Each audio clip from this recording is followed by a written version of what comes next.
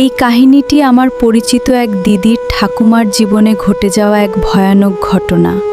তার বিয়ে হয়েছিল চট্টগ্রামের এক অজপাড়া গায়ে।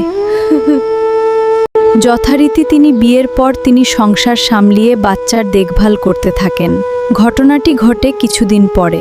বাচ্চার কাপড় চোপড় ধুতে খুব ভোরে লোকজন জাগার আগে নদীতে যেতেন। এরকমই একদিন নদীতে ভোরের বেলা কাপড় ধোয়ার সময় হঠাৎ দেখলেন একটি কাঠের কারুকাজ মণ্ডিত একটি সন্দুক নদীর প্রায় কিনার ঘেঁষে ভেসে আসছে। তিনি ভয় পেয়ে তাড়াতাড়ি বাসায় চলে আসেন। এই ঘটনা পরপর কয়দিন ঘটতে থাকে। নাছোড়বান্দা সন্দুক পিছু ছাড়ে না।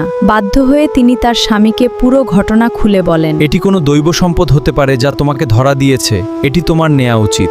এই ঘরদিন স্বামীকে নিয়ে ভোরে নদীতে গেলেন এবং যথারীতি সন্দুক ও আসলো। স্বামী ইশারায় বুঝালেন যে এটি তোমাকে দেখা দিয়েছে, তাই তোমার ধরা উচিত। উনি নদীর পাড়ে দাঁড়িয়ে থাকেন। স্বামী পাড় থেকে ইশারায় খুলতে বলেন এবং মিটিমিটি হাসতে থাকেন। যখন সন্দুক খোলা হয় তখন তিনি এমন ভয় পেয়ে যা দেখে মনে হয় তার শরীরের সব শক্তি যেন মুহূর্তেন উধাও হয়ে গেছে, রক্ত হিম হয়ে গেছে। স্বামী পাড় থেকে ইশারায় খুলতে বলেন এবং মিটিমিটি হাসতে থাকেন।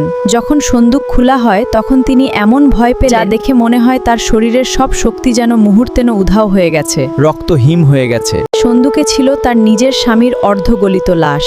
এই ভয়ঙ্কর দৃশ্য দেখে পিছনে তাকাতেই পাড়ে দাঁড়ানো কুৎসিত হাসি দিয়ে হাত লম্বা করে এক থাপ্পড় মারেন, যার কারণে তার মুখ একেবারে বেঁকে যায়। তিনি অচেতন হয়ে যান। সারা জীবন তিনি এরকম বাঁকা মুখ নিয়েই ছিলেন। এই ভয়ঙ্কর থেকে ওই ঘাটে সূর্য ওঠার আগে কেউ যায় না।